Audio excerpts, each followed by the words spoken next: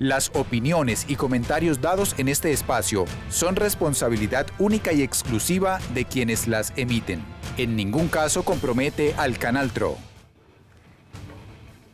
Muy buenas noches a todos nuestros televidentes. Estuve durante un largo rato pensando en la forma como debería empezar este programa. Primero, por la responsabilidad que representa todo lo que vamos a debatir en esta hora. Y segundo, porque tendremos en este set a dos personas que representan a las manifestaciones, a la gente que ha salido en la calle y hacen parte del paro nacional. Y dos defensores de la labor desempeñada por el gobierno en estos 15 meses de periodo de Duque. Intentaremos ponernos de acuerdo tratando de unir durante una hora estas grandes diferencias y buscarnos unirnos para finalmente entender que todos somos lo mismo. Colombianos, bienvenidos.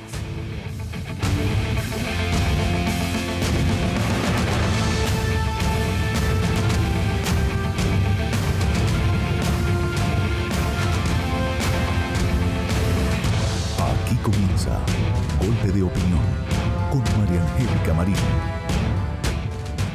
A ustedes, como siempre, muchísimas gracias por conectarse con nosotros. Recuerden que estamos aquí todos los jueves a las 9:30 de la noche hablando de temas de interés que nos competen como ciudadanos. Asimismo, también saludamos a todos aquellos que nos ven a través de www.canaltro.com y a través de nuestras redes sociales.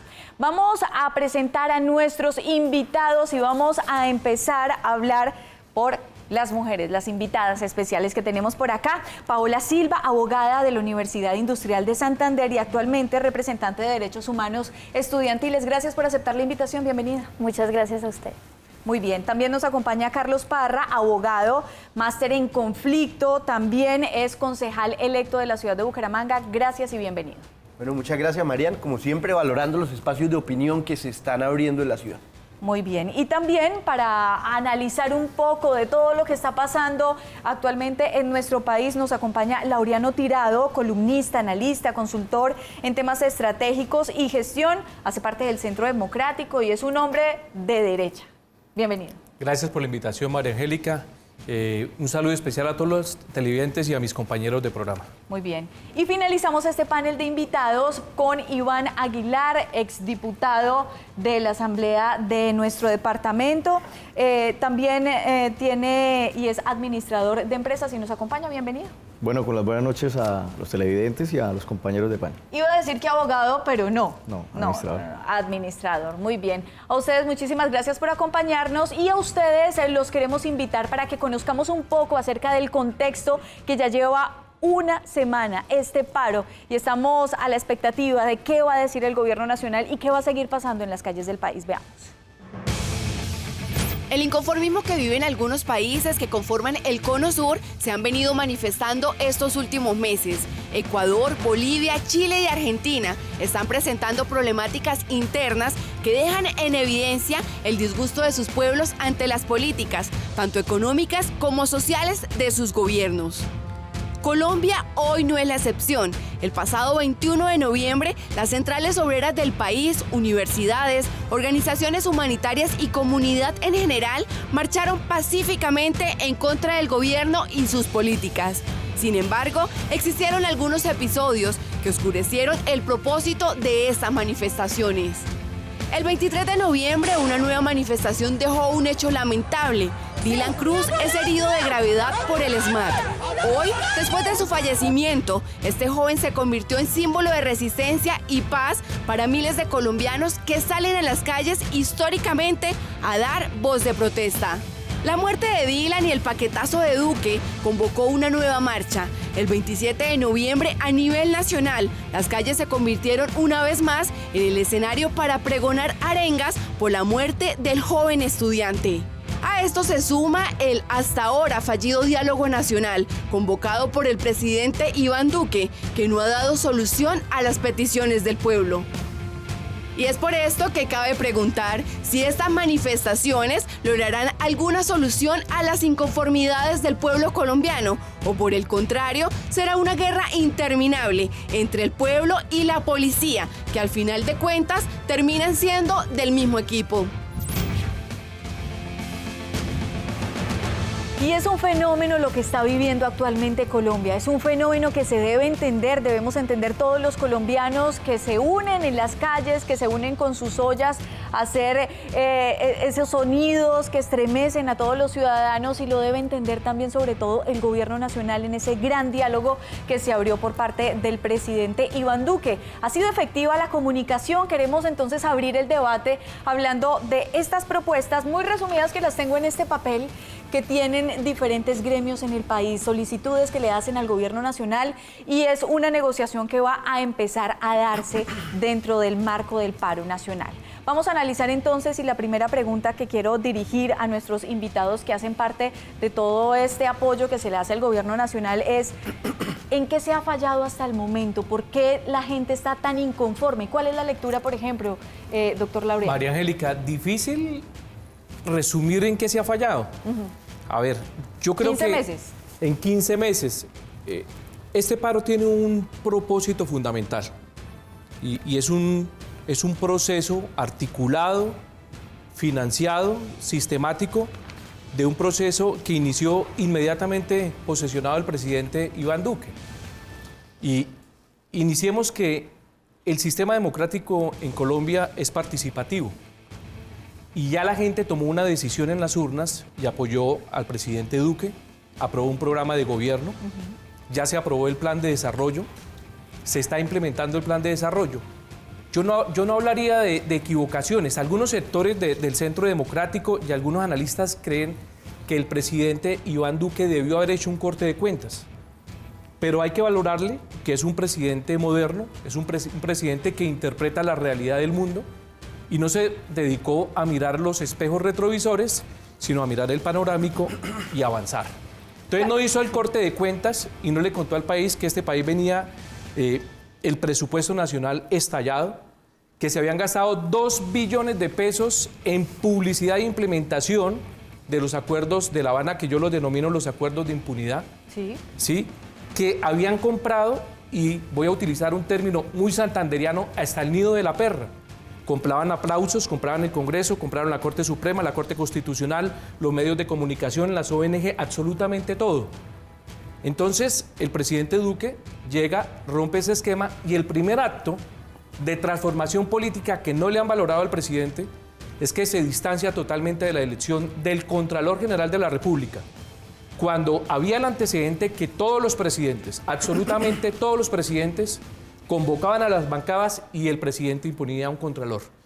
Entonces, procede posteriormente a acabar la mermelada. Y la mermelada no es repartir puestos, porque es un ejercicio normal de la democracia y de gobierno en todos los lugares del mundo donde existen sistemas democráticos. Mermelada era que a los congresistas les daban unos cupos indicadores para que aprobaran los proyectos de ley. Ya se aprobaron vía fast track todos los acuerdos de impunidad de La Habana, y venían imponiendo absolutamente nada. Entonces se rompe ese esquema de gobierno, y lo que le ha generado pues son todos estos problemas con los partidos políticos y con algunos sectores que están alimentando el paro. Pero ahí entra la pregunta, y es favorable y es aceptable mirar el espejo retrovisor después de 15 meses de gobierno de Iván Duque. ¿Cómo lo ve usted, Carlos Parra? Yo creo que la respuesta de Laureano es un buen ejemplo de lo que la gente rechaza de este gobierno, y es la falta de autocrítica y de humildad para entender que se ha fallado en hitos fundamentales respecto del dominio político de un país. ¿Cuál fue el primer acto político de Iván Duque? Convocar a todos los partidos a la Casa de Nariño, después de que se habían logrado 11.500.000 votos de la consulta anticorrupción, y comprometerse con todos a gestionarla de manera urgente en el Congreso.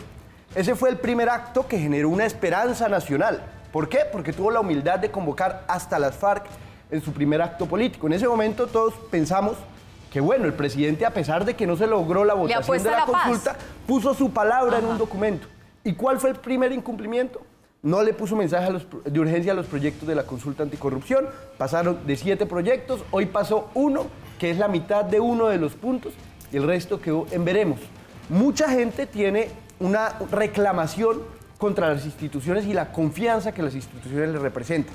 Esto significa, por ejemplo, el Congreso de la República como institución. Tenía un punto que era reducir el salario exagerado de los congresistas, que no es exagerado por el salario en sí mismo, sino por su fórmula de actualización. Y ante eso, ¿qué hizo Iván Duque? Ante esa oportunidad ese papayazo político que le dimos de todos los sectores de legitimarse, lo desaprovechó. Entonces, ¿qué ha venido haciendo el presidente? Actos políticos que generen acuerdos políticos, pero ninguno le funciona, porque ha perdido confianza de la gente. Entonces hace un pacto por la educación, falla el pacto por la educación. Hace un pacto por las instituciones y la consulta anticorrupción, falla el pacto por la consulta anticorrupción. Y estos 15 meses fueron el acumulado. El escenario de Dylan lo que nos significa es la capacidad, la posibilidad de analizar todas las formas de violencia a las que estamos. Pues me meto en esa colada, aunque ya legalmente esté afuera, sometido a los jóvenes. Hay violencia estructural en que un joven para encontrar oportunidades de educación superior tiene el 55% de posibilidad de estar afuera del sistema. Y eso se manifiesta en que jóvenes tienen el 17% de oportunidad de desempleo. O sea, es el caso de Dylan nos duele porque no es Dylan, es una infinidad de personas que están sometidas a las mismas circunstancias. Yo fui a marchar con mis dos hermanitos, 16 y 17 años, y con mis papás, como un acto de familia. Y ahí, a alguno de mis hermanos les hubiera podido pasar eso, que le pasó a un muchacho que fue atacado con una bolsa de balines, que ahorita nos podrán explicar cómo funciona el armamento irregular que utiliza. Entonces, es doloroso porque podría ser cualquiera de nosotros, porque podría ser yo, ¿sí? Entonces, que se utilicen esas formas de violencia en las marchas, pues, y no quiero entrar a, digamos, a excluir un lado. Todas las formas de violencia, también la violencia contra los agentes de la fuerza pública. Y en eso estamos de acuerdo, pero tenemos que hablar del 69% de desfavorabilidad que tiene el presidente Duque, y también son muchas las cosas que están pidiendo las personas y los colombianos que están saliendo a las calles a reclamar, los gremios y muchas personas que tienen sus intereses particulares, entre ellos los estudiantes. Ya se ha cedido en muchas cosas. Hace un año ya se entregó 1.2 billones adicionales al presupuesto que tenían los estudiantes, pero ¿qué tan alcanzables son esas metas y qué tan realizable es que se pueda lograr todo lo que está pidiendo el pueblo colombiano? Bueno, lo primero que hay que decir es que efectivamente se equivoca el gobierno en no hacer el inventario correspondiente de qué recibe cuando llega Duque al gobierno. Lo segundo, la legitimidad la tiene Carlos, se la dieron los electores. Y esa postura que hoy defiende el presidente Duque hay que tenerla clara. No se puede a base de desestabilizar el gobierno con todos estos fenómenos que están asociados a violencia, en el reclamo válido de los ciudadanos, porque esta es una democracia, afortunadamente acá se puede reclamar libremente, pero no pueden pretender lo que no ganaron en las urnas, venir a hacerlo hoy con una serie de imposiciones o presionar al gobierno. Segundo, uno se pregunta ¿y en dónde estaban estos inconformismos? Porque esto no es novedad, hay muchas cosas en el país que vienen de atrás. De repente se explotó Entonces, todo. hoy que en el gobierno de Duque, cuando vimos la misma beligerancia, por ejemplo, con los 3 puntos más del IVA, que significó la reforma de Santos, de que pasamos del 16 al 19, con las implicaciones que eso ha tenido para la economía. Pero adicionalmente a eso, ¿cómo no se le reconoce al presidente, por ejemplo, lo que acabas de señalar? 41.4 billones de pesos, el presupuesto histórico en educación en Colombia. El tema del acceso a la educación superior, reforma el esquema, entiende que es mejor hacerlo con las universidades públicas y vamos a terminar este periodo con 300.000 personas vinculadas en el programa que evolucionó lo que se ha planteado con ser el PILO.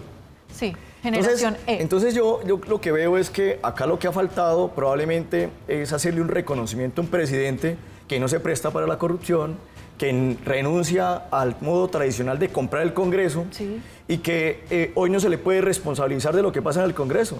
Es que cuando uno ve los reclamos de la independencia que se reclama del Congreso con el Ejecutivo, y hoy el reclamo es, oiga, usted como Ejecutivo, ¿cómo no obligó al Congreso a sacar la ley anticorrupción? Es una responsabilidad directa del Congreso. María Angélica, era tan aberrante el sistema que había de manipulación del Ejecutivo con el Legislativo, que llegaron a denominarlo la Unidad Nacional, y la Unidad Nacional también está incorporado el Partido Verde, porque estaba sumergida en todas las decisiones que tomaba el Gobierno Nacional. Y mire, una de las grandezas del presidente Iván Duque es la siguiente: la consulta anticorrupción, usted lo sabe, Carlos, no cumplió con la norma y con la regla. Nosotros estamos dentro de un sistema jurídico. Bueno, y el problema de Colombia, Carlos, yo lo dejé hablar. El problema de Colombia es que estamos acostumbrados a saltar la norma. Sí. Y uno de los grandes problemas de la sociedad, no de este gobierno, sino de la sociedad colombiana, es que se perdió la majestad de la justicia. Y la gente no tiene confianza en la justicia.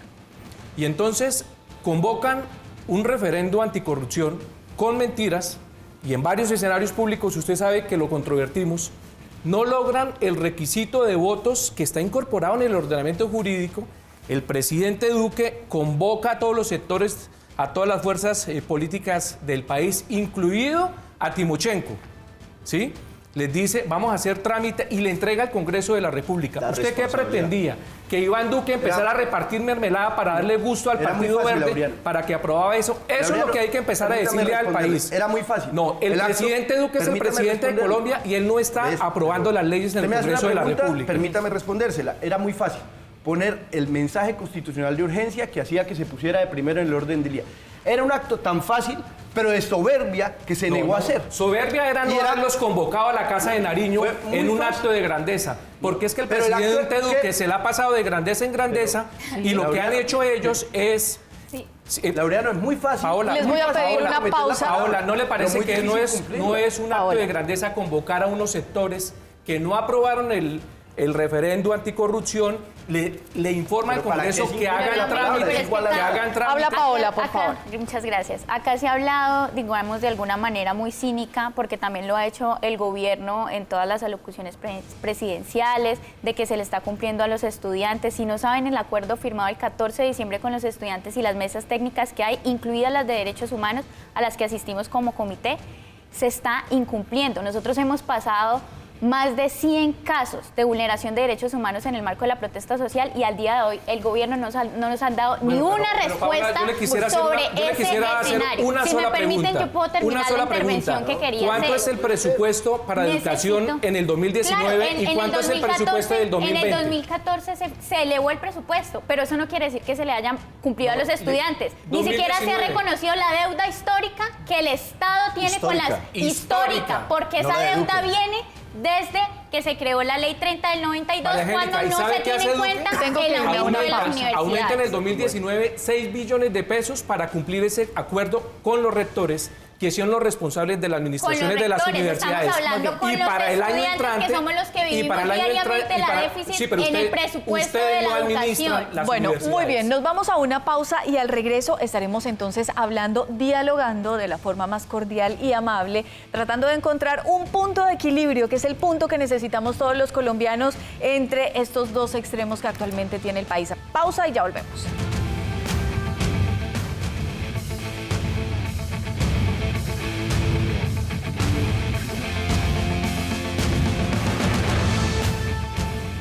Gracias por continuar con nosotros. Estamos aquí en Golpe de Opinión y escuchamos algunas de las voces de las personas que salen en este paro nacional a las calles del país. Veamos qué dicen. Soy Jenny Mariño, estudiante de la Universidad Industrial de Santander, y hoy salgo a marchar en contra del paquetazo de Duque para que se eche para atrás el decreto de holding financiero. En una región afectada por la violencia y estamos con un proceso de paz incompleto, esta marcha es ante todo para pedirle al gobierno nacional que no abandone el compromiso que tiene el Estado colombiano con ese proceso, no solamente con los que se están reincorporando, sino que hay una agenda pendiente en esta región. Que el pueblo colombiano está cansado de siempre mantenernos a la escondida y de siempre estar callados con todas las reformas, con todas las leyes que nos implementa el gobierno. Que el gobierno tenga en cuenta las propuestas del campesinado en Colombia, que de alguna manera tengan una visión diferente y no como las plantean, que solo favorece al empresarial de Colombia en muchos términos, como nosotros lo hemos dicho. Estamos cansados ya de ver de que este gobierno, ni por las vías del diálogo, de la amabilidad, la cordialidad, nos quiere atender nuestras súplicas. Hace rato viene sacando una normatividad que va en contra de nosotros. Nosotros hemos convocado este acto de protesta pacíficamente porque no somos generadores de violencia, somos generadores de paz, ya que prestamos un servicio público esencial como es el del transporte. Bueno, eso es lo que dice la gente en las calles de la ciudad de Bucaramanga, en Florida Blanca y en muchos de los municipios de Santander, en todo Colombia, pues se han registrado estas protestas.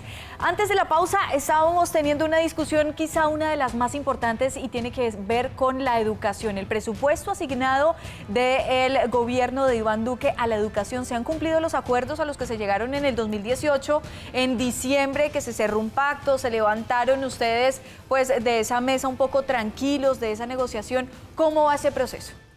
Bueno, desde el año pasado, el 14 de diciembre, que se firman los acuerdos y se crean unas mesas con los estudiantes, lo único que hemos tenido es incumplimientos. Si bien hay un saldo que se aprobó, porque dijo el gobierno se lo vamos a dar a los estudiantes, saldos como el rubro de los saldos apropiados y no comprometidos no se cumplieron. Y lo que dice el gobierno entonces ahora es que no hay dinero, ¿sí? Dentro de esas mesas con los estudiantes se generó una mesa también de derechos humanos, donde dijeron: en vez de ustedes estar presentando denuncias y demás desarticuladas, acá hacemos una mesa con el gobierno, con diferentes entidades, Ministerio del Interior, Defensoría y demás, y allí llevemos todos los casos de vulneración de derechos humanos. Hemos presentado más de 100 y al día de hoy no tenemos respuestas de nada. Creo que el incumplimiento de esos acuerdos se ve en las calles. Y en este momento no solamente se trata de los acuerdos o el contenido en términos económicos, es que la educación tiene que ver mucho más allá.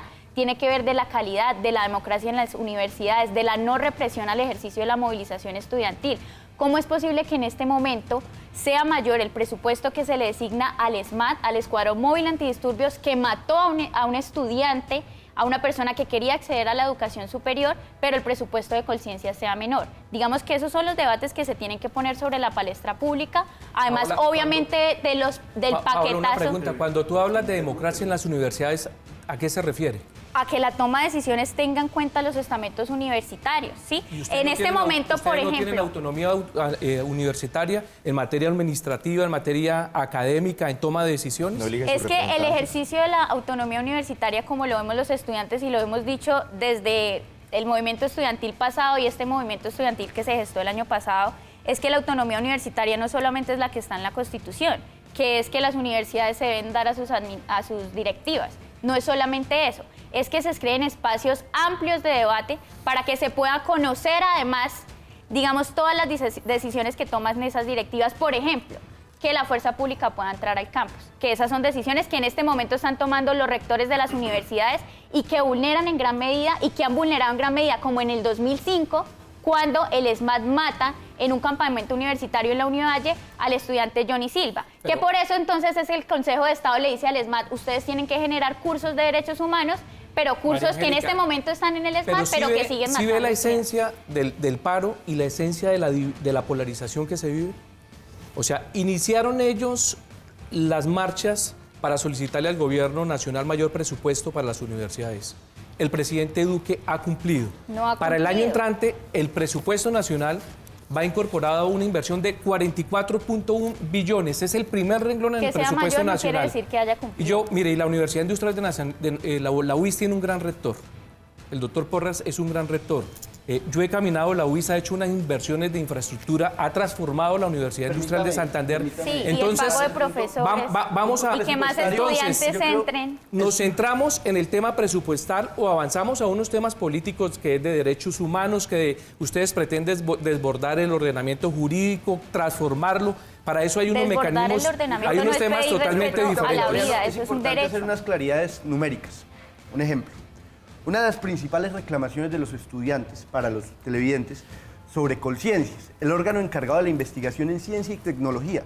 No es un reclamo egoísta, es Pero un reclamo... Carlos, ¿pero permítame por qué se terminar, saltan ustedes Laureano, tanto? Estamos permítame. hablando de las universidades y ya se meten en el Laureano, tema de Colciencias. Colciencias Pues es que tiene hace que ver parte con del las sistema de universidades, educación. Es una de claro. las reclamaciones de los estudiantes. Colciencias, es muy importante meterse en estos debates con ¿Y algo por de qué no le- conocimiento del pero sistema por qué no le educativo. cuenta al Colciencias país es parte que del este sistema gobierno de Iván universitario. Duque Laureano, reformó el permítame. sistema de regalías para transferirle Pero, Laureano, todo el sistema estamos- de regalías a los Laureano, proyectos de investigación, permítanos- ciencia y tecnología. permítanos hacer No, un debate Carlos, que sea es que no se mediano. le puede seguir No. mintiendo a los colombianos de Necesitamos esa hacer- manera tan cínica como ustedes lo vienen haciendo. Pero vamos Mira, a poner en necesitamos hacer un orden. debate medianamente constructivo para Habla que el Carlos. televidente pueda No, entender pero la vamos a hacer situación. un debate con la verdad. Perdón. Porque este país no Perdón, puede Laureano. seguir mintiéndosele, no se le puede seguir engañando. planteando, porque lo que vamos a lograr con toda esta crisis, es que van a llevar al país al despeñadero. Les voy a pedir un favor. Les voy a pedir un video por redes perfecto. sociales. Pero acá en este caso venimos a Les voy a escucharnos pedir un favor, mutuamente. Carlos, y ¿Sí? vamos a organizarnos. ¿Listo? Vamos a tratar de escucharnos en orden para tratar de encontrar un punto de equilibrio, que ese es el reto que vamos a tratar de tener acá. Estamos hablando del presupuesto de los estudiantes. Los estudiantes el año pasado, a esta época, en diciembre más o menos, estaban llegando a un acuerdo con el gobierno nacional. Estaban pidiendo 3.2 billones de pesos al gobierno nacional. El gobierno nacional aceptó 1.2 billones. Se levantaron de la mesa, levantaron el paro, pero hasta ahora los estudiantes dicen que no han cumplido.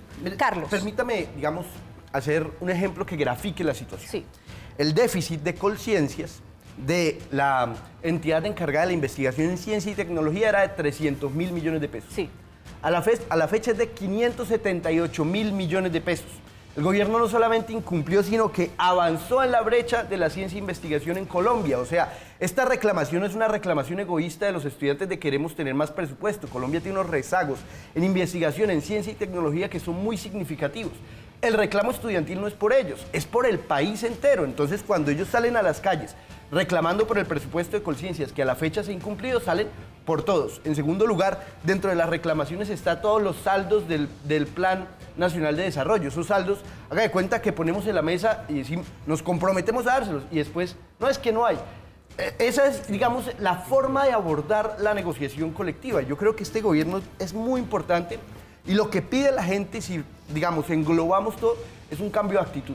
Al gobierno nacional le hace mucho daño personas como Laureano, que lo que hacen es cerrar sus oídos y no escuchar. Si se cambia de rumbo hacia un gobierno que escuche, pero no escuche como un acto político de escuchamos, como la palabra escuchar, sino que tome en consideración las sugerencias de las personas y cambie con decisiones políticas. Esa es la esencia, digamos, de la... Iván Aguilar. Pero mire, es que, y estoy de acuerdo en que tratemos de escuchar para poder desarrollar las ideas y que efectivamente el debate lleve a lo que queremos, y es que la gente pueda formarse unas opiniones respecto a este tipo de cosas. La primera, a mí me parece que sí hay una actitud desproporcionada frente a los reclamos que hay con el presidente. Hoy se llevó a cabo la reunión con todos los rectores de las universidades públicas y privadas del país, con los estudiantes, se hizo el balance. Este gobierno le ha venido cumpliendo la educación y la educación superior, y ha sido claro y puntual hasta dónde puede llegar.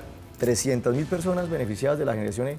El gobierno de Santos apenas logró 80.000 con un modelo equivocado de exclusión en las universidades privadas. Hoy se involucra con la universidad pública y vamos a llegar a 300.000 personas con acceso a la educación superior. Pero cosas puntuales, tú señalas lo de Dylan. Es que tú no te puedes meter en la misma bolsa de Dylan. Dylan es un muchacho que estaba en la manifestación enfrentando a la policía. No el ejemplo que usted coloca, que usted va con su familia, que va marchando. Yo lo que quiero es y que estaba reclamando su derecho a la educación superior. Cuando salen con el argumento que es que el ICETEL le negó el crédito, y el ICETEL informa, nunca nos ha solicitado acceso a crédito. Entonces, lo primero que hay que hacer es empezar a que esta discusión se centre donde debe ser, y es, oiga, ¿cuáles son los reclamos que tenemos al gobierno nacional y al acumulado no de este gobierno, sino un histórico en este país, para empezar a resolver cómo resolvemos precisamente esas dificultades que tenemos? Y es ahí en donde tenemos que hacer un balance como colombianos. Miren lo que ha significado para el departamento de Santander. 150.000 millones de pérdidas le representan a la economía santanderiana las manifestaciones.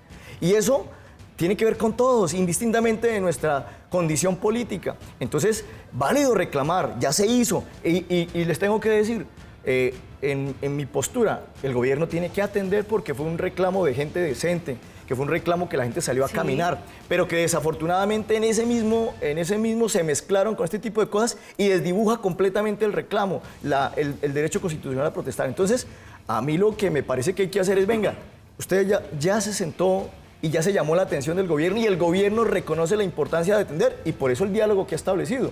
Entonces uno dice, oiga, los invita a la Casa de Nariño, a que dialoguemos, pero ¿cómo no? Solamente el diálogo es con nosotros. Oye, ¿cómo no van a meter el sector productivo, el motor de la economía? ¿Cómo no van a permitir que los demás gremios? No, es que si no es con nosotros no se puede llegar a un feliz término. Y se levantan irrespetuosamente, dejando el presidente de la República. Iván, sí, claro, ahorita en la mesa cuando ya saben que se va a morir. Dos temas puntuales. Mire, primero, puntual. Yo estoy de acuerdo con las marchas. Las marchas es un derecho constitucional. Además, es una expresión de civilidad. de democracia, de una sociedad moderna.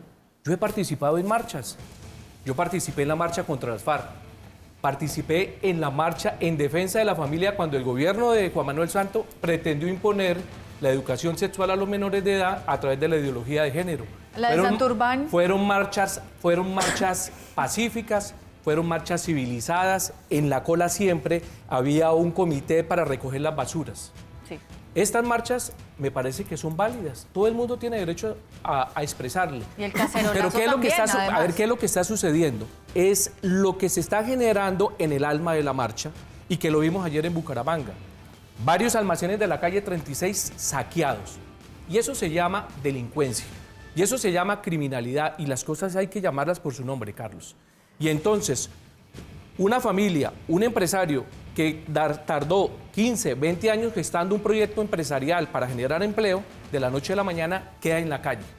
Queda en la calle. Y entonces, ¿para dónde vamos? ¿Qué es lo que queremos conquistar? Claro que hay diferencias, claro que tenemos dificultades. Yo mismo las he padecido. Es que yo no soy un privilegiado, Carlos, ¿sí? Pero hay que tener también la tranquilidad, la serenidad y la grandeza de entender que este país, a pesar de sus dificultades, de la violencia, de los hechos de corrupción probados por todos los sectores públicos y privados, también la sociedad ha tenido la grandeza de sobreponerse ante las adversidades. Y es una economía que en medio de las dificultades tiene resultados. El departamento de Santander acaba de lograr un escalón más en el país y somos la tercera economía del país. Pero entonces, ¿qué vamos a hacer? ¿Vamos a incendiar el país? Y usted habla de ¿O temas nos vamos económicos? a sentar a dialogar o nos vamos a sentar a Sí. dialogar sobre hechos reales y prácticos y que se puedan cumplir? En Y- hechos ¿sí? reales le voy a poner una cifra económica y es el 3.3% que ha crecido la economía en nuestro país, pero el desempleo se mantiene estancado. Esos son dos pilares importantes por los cuales nuestro país no se puede poner de acuerdo ni por lo uno ni por lo otro. Nos vamos a la pausa, ya volvemos.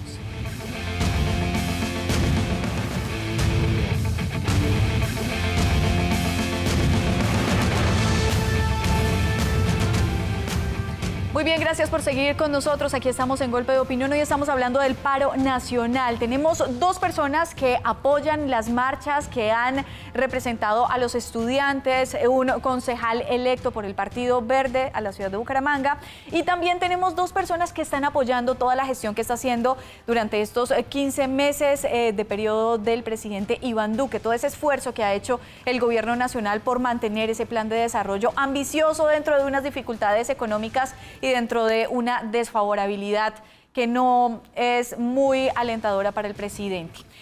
Antes estábamos hablando de los factores económicos y es muy importante también conocer qué siente la gente en las calles, qué siente esa impotencia sobre que no hay empleo, pero por otro lado el gobierno nacional dice que la economía está creciendo. ¿Cómo entender ese fenómeno, Carlos?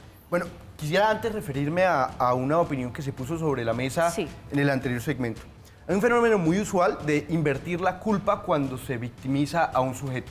Se ve mucho, por ejemplo, en agresiones sexuales, cuando se culpa a la mujer por llevar falda corta de una agresión sexual, o en falsos positivos, cuando unos muchachos no estarían recogiendo café. Y creo que la afirmación de Iván no solamente es dañina porque hace que pensemos, por ejemplo, que si un policía es herido es culpa del policía. Pongo yo la pregunta. Si el muchacho es herido es culpa del muchacho. El SMAT no tenía que dispararle con un arma irregular. Y los videos lo que demuestran es que el muchacho coge un gas que le tiran y lo tira al otro lado de la calle donde no hay nadie. Y a pesar de eso le disparan con un arma irregular. Entonces yo lo que llamo acá es a que ese fenómeno de invertir la culpa, de culpar a la víctima de sus desgracias, pues saquemos eso del plan.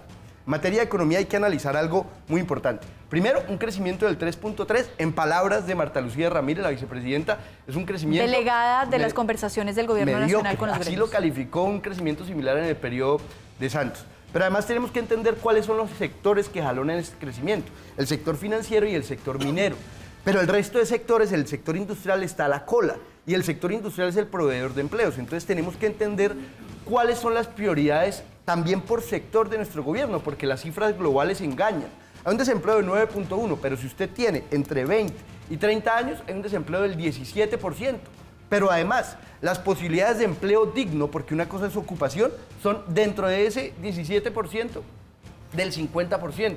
Pero además, el gobierno tiene el descaro de proponer una medida de que a los jóvenes se les pueda pagar por horas, lo que significaría en la práctica desmejorar aún más las condiciones de empleabilidad para las personas jóvenes. Y es que siempre nos presentan las desmejoras como un avance porque se va a poder contratar más. Y las cifras y muchos papers y muchos estudios han demostrado que desmejorar las condiciones de empleabilidad no mejora la cobertura del empleo. Lo demostraron las mismas reformas laborales realizadas durante el gobierno Uribe. Pero venga, frente a eso, es que vuelve el juego de la dialéctica, es hacerlo ver negro o hacerlo ver blanco.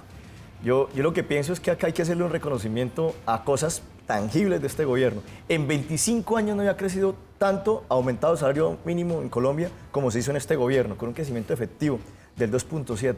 Eso no había pasado. El 10% aumentó el auxilio de transporte. Y eso ha significado que empecemos a ver la economía de otra manera. A mí me parece que es sano que el presidente está intentando reactivar, pero acá hay unos fenómenos externos que impactan directamente y que los vivimos en Santander. Por ejemplo, el fenómeno que tenemos con los venezolanos, el empleo semicalificado y no calificado, hoy completamente desplazada la mano de obra colombiana por un problema de nuestros vecinos venezolanos. Pero además de esto, lo que creo que hay que hacer acá, Carlos y Paola, es que la manera de poder sacar esto adelante no es quedarnos en la orilla defendiendo las posturas. Acercarse. Entonces, el tema de Dylan, eso tiene otras cosas que hay que revisar. Lo que no puede pasar es que nos terminemos matando. Y me ha gustado lo que ha sucedido hoy, que hoy la actitud tanto del SMAT y de los manifestantes fue, venga, no vayamos a terminar en lo que pasó hace unos días. Y me parece que esa intención de los colombianos de ver con otra óptica, venga, ¿qué va a pasar con esto? Entonces, es poner los problemas sobre la mesa y no quedarse en un discurso que la bota presora y que la autonomía universitaria, porque desafortunadamente así no se va a transformar. Y las transformaciones arrancan en ese escenario en el que usted está. Usted tiene hoy la oportunidad de ser concejal y ir a tomar unas decisiones a nombre de los bumangueses. Entonces lo que implica ahora es cómo pasamos del discurso a los hechos. Y acá hay unas realidades. Hay que reactivar la economía, estamos creciendo. No se ha notado en el empleo precisamente porque tenemos 1,5 millones de venezolanos todos inmersos en esta economía con las dificultades que tenemos. Segundo, hay unas dificultades. Pese a que el resto del continente le ha ido mal, nosotros hemos sido capaces de sostenernos y movernos para que esa economía se mantenga a flote. Pero eso implica también darle valor a cosas, por ejemplo, la economía naranja. Que Colombia sea el primero en Latinoamérica de tener un distrito 4.0 va a significar que el país se monte en esa nueva posibilidad de desarrollo económico, de agregación de valor, de generación de empleo, los 7 años de excepción en la renta para que las empresas de economía naranja no paguen renta, lo que estamos planteando en la nueva reforma del incumplimiento de Santos. ¿Cómo no marcharon cuando Santos echó para atrás la ley aprobada para que los pensionados no pagaran el 12% que pagan hoy? Presentamos la proposición, la hicimos pasar, o sea... Pero el gobierno... Pero venga, pero Carlos, es que eso voy. Y el gobierno objetó eso. ¿Y dónde estaban los manifestantes? Pero ahí estaban... O sea, es que ustedes no pueden pintar todo... Ese es el maniqueísmo que creo que No, yo no estoy diciendo que todo está bien porque todo blanco o negro. El problema de la economía del país y de la generación de empleo tiene un calado más grande. Es que en este país es difícil hacer empresa. Y los televidentes que me están viendo, que luchan todos los días por mantener sus empresas, por tratar de generar empresa, lo saben.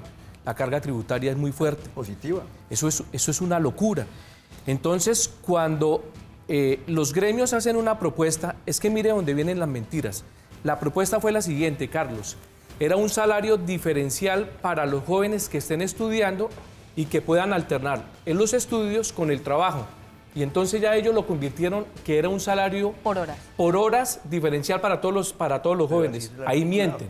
Entonces, como manipularon esa información, pues, ¿qué pasó con esa posibilidad de miles y de miles de jóvenes que están estudiando y que les hubiera gustado tener un trabajo alterno para ganarse unos salarios, para tener uno de joven es feliz con platica en el bolsillo? Es la mayor felicidad. Pero hay un problema gravísimo, hay otro que es la inseguridad jurídica en este país. Mire, ayer se conoció que una multinacional se va del país, Telefónica, y se va por 3 razones fundamentales. Primero, por la inseguridad jurídica. Segundo, por la carga impositiva que tiene el país. Y tercero, por la inestabilidad que se está presentando. Entonces, van a recoger todas las empresas de Latinoamérica y solamente se van a quedar en el Brasil. Se van a quedar en el Brasil y se van a concentrar en inversiones en Inglaterra, en los Estados Unidos y en unos países asiáticos. ¿Y ahí quién va a sufrir? Pues sufre la economía, sufre el empleo, porque estamos montados en un caballo donde el populismo, las mentiras y la agitación de la polarización de odio contra la clase empresarial, contra las fuerzas públicas, contra los partidos políticos, contra la misma constitución política. Ya el alcalde electo propuso esta Asamblea Nacional Constituyente. Estamos viviendo, y a mí me fastidia mirar por el espejo retrovisor, pero estamos haciendo la misma carrera de Venezuela. ¿Usted y la está de gente acuerdo, hoy en día Paola? está paniqueada. ¿Está de acuerdo con lo que dice Laureano? Que de pronto hay una contradicción acá porque decimos primero que pongamos todas las propuestas sobre la mesa, ¿sí? Que yo estoy un poquito en desacuerdo con el elemento como de celebración de que el gobierno haya llamado a los sectores que están en este momento a paro, porque pues finalmente tuvo que morir alguien. ¿Sí? Dylan estaba en estado crítico desde hace mucho tiempo. El gobierno sabía que se iba a morir y por eso llama a los sectores. Porque desde cuándo han venido haciendo exigencias. Ahora, si quieren me permiten terminar de hablar porque siempre me interrumpen. Esa es una lectura y después ya digamos, hacemos esa es la una réplica. lectura. Igualmente, si los gremios los han dejado al presidente sentado es por algo, no es por capricho. En este momento, la sociedad colombiana está exigiendo también justicia. El tema del desmonte del ESMAD, por ejemplo, que va a empezar a ser una bandera, que digamos, si quieren, ahorita entramos perfectamente en esa discusión, porque esa discusión fue a la que yo vine a este programa. Digamos, es un elemento que ustedes no pueden desconocer. Primero dicen que pongamos las propuestas sobre la mesa, pero ahora su merced tilda de nefasta una propuesta que también está sobre la mesa, que es la constituyente, la que acabo de mencionar. Entonces, esas son propuestas que están en este momento en la palestra pública y que creo que si nos vamos a dar el debate, pues hay que mirar todos los puntos de vista. La dinámica de la conversación siempre es igual. Vengan, pongan las propuestas, mándenlas por Facebook, por todos los canales, pero eso no se puede y eso no está sobre la negociación. Y no hay plata. El ejemplo de la tributaria es un ejemplo contundente. Se presenta una reforma tributaria donde al emprendedor, a la persona que arranca un negocio, le queda muy difícil emprender. Estamos completamente de acuerdo.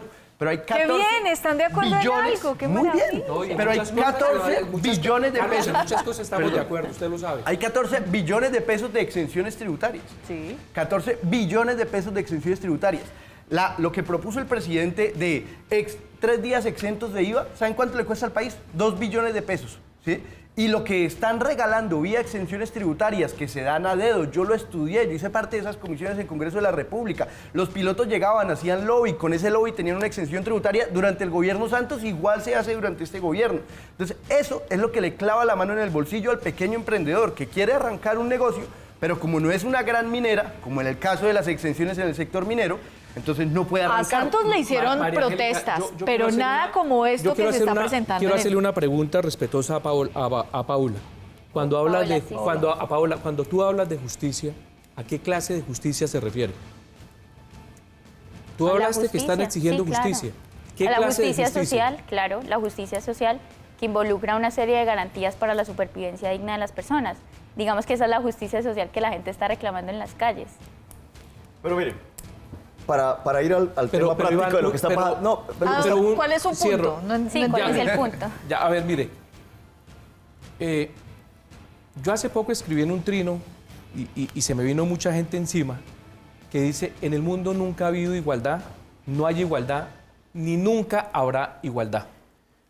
Lo que le corresponde a los gobiernos modernos, a los alcaldes, a los gobernadores, es acercarse a unos parámetros de equidad. ¿Y equidad en qué? Pues equidad en la salud, equidad en la educación, acceso a la educación, equidad en los sistemas de servicios públicos, los tributos, equidad en el transporte masivo, ¿sí? Equidad en temas elementales donde toda la sociedad convivimos, en la calle, equidad en el espacio público, ¿sí? Equidad en el medio ambiente. Pero seguir utilizando el tema de la igualdad, yo creo que esos son banderas que se deben guardar. Porque en ningún lugar del mundo va a haber igualdad. Lo que sí estamos de acuerdo es que hay unos parámetros estrictos de Estado, organizados, donde todos nos coloquemos de acuerdo, de equidad. Y eso nos corresponde a todos, exigirle a los gobernantes, en eso estoy de acuerdo, exigirle a los alcaldes, exigirle al gobernador, ¿sí? Equidad, de pronto podríamos hablar del 15% que hay una propuesta en el Congreso ya a partir de ese momento y tiene que ver con el 15% menos en los salarios de los congresistas. Esa es una propuesta interesante que pondría entonces ese tema de equidad, lo podría acercar al pueblo colombiano y podría dar un poco de tranquilidad. Eso se llama populismo. Es populismo. Eso lo hizo el alcalde de Bucaramanga con el acueducto de Bucaramanga. Entonces fue y desbarató todo el acueducto de Bucaramanga. Pero que además lo tiene que ganen un poco menos de todo lo que ganan. Un congresista gana 41 salarios mínimos. La brecha de salarios, una de las consecuencias que trae es que el congresista se aleja de la realidad económica del país.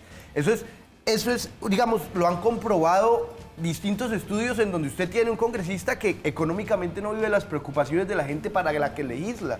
Pero estoy de acuerdo con ustedes en que solamente es un mensaje. Esto es un mensaje. ¿Sí me entienden? Pero un mensaje no convierte un país. Permítame el problema de Colombia no son los salarios. El problema de Colombia es la injusticia, hay que avanzar. Sí, hay que avanzar. Y la incapacidad. Pero no es suficiente. Pero venga.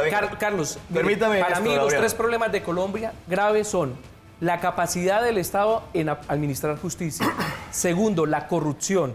Y tercero, pues lo que hemos hablado, la inequidad que hay en varios temas, pero el problema de Colombia no son los salarios. Me tengo que ir a la pausa y volvemos con las conclusiones. Entonces, los invitamos a ustedes para que no se despeguen y ya volvemos con las conclusiones de nuestra conversación. Ya estamos llegando al final de nuestro programa.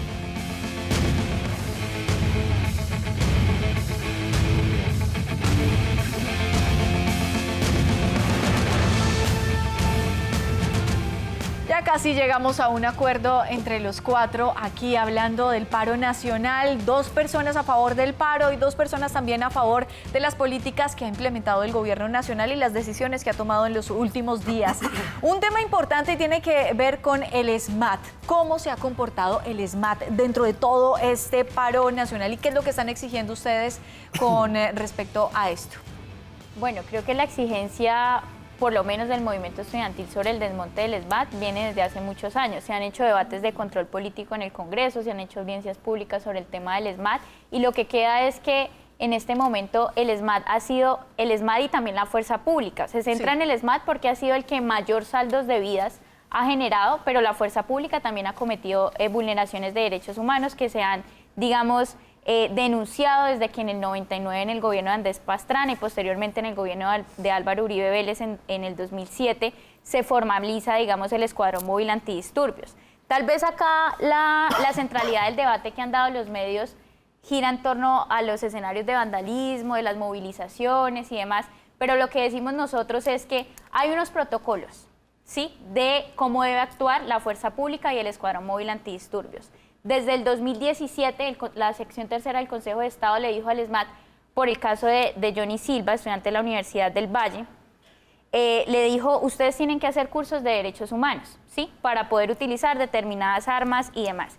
¿Qué pasa en este momento? Que con esos protocolos, que con esos cursos de derechos humanos, igual siguen habiendo muertos en las calles. Y digamos que ese es el escenario principal y la centralidad del debate frente al tema del SMAT.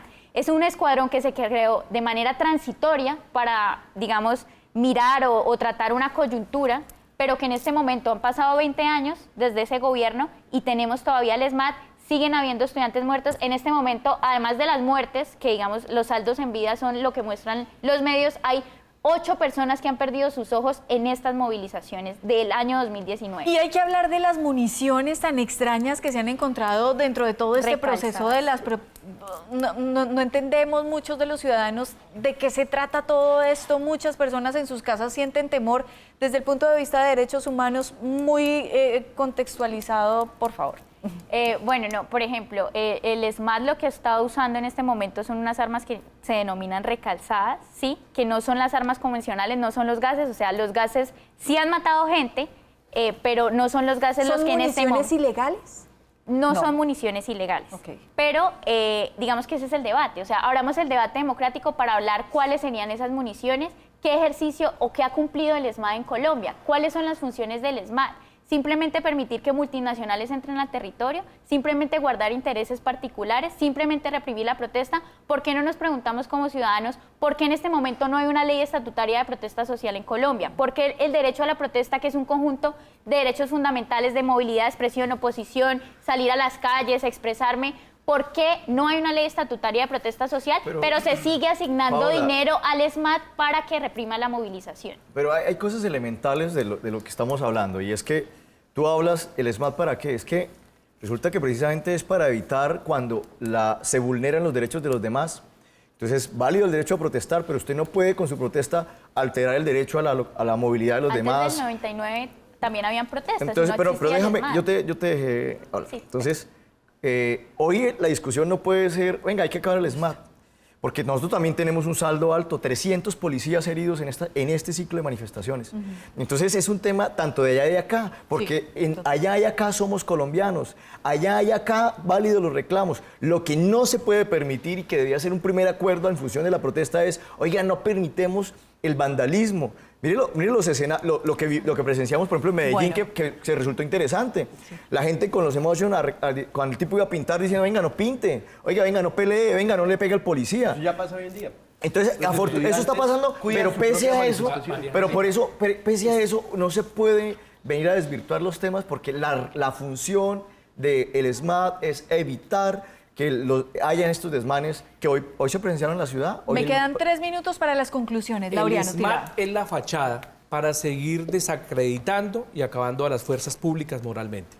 Todo el apoyo, todo el respaldo a la institucionalidad, al ordenamiento jurídico, a la constitución política, pero especialmente a las fuerzas militares. Carlos quienes Faro. han puesto un precio muy alto. Yo quiero honrar la memoria de todos los policías que murieron en ese cobarde atentado terrorista en la escuela de formación, que hoy nadie los llora. Entonces, yo creo que la sociedad tiene que rodear a sus fuerzas militares, tiene que rodear a la policía, para ellos honor y gloria. Listo. Estoy de acuerdo, para las fuerzas militares todo el honor, toda la gloria, toda la protección, y bien estructurado, porque el ESMAD no tiene forma de control dentro de sí mismo. La Procuraduría, dentro de las protestas donde asesinaron a Dylan, 2 horas antes le había dicho no dispare gases a la gente que está protestando de manera pacífica, y el ESMAD no lo escuchó. Nuestras instituciones las respaldamos, pero tienen que estar bien diseñadas. Si no tienen formas de control, si no tienen la capacitación debida. Esto, lo que está pasando es como pasó en su momento con el DAS, una institución que tiene fines legítimamente constituidos, pero que se sale de control. Y no se sale de control porque los que integran el ESMAD sean malas personas, se sale de control por quienes toman las decisiones.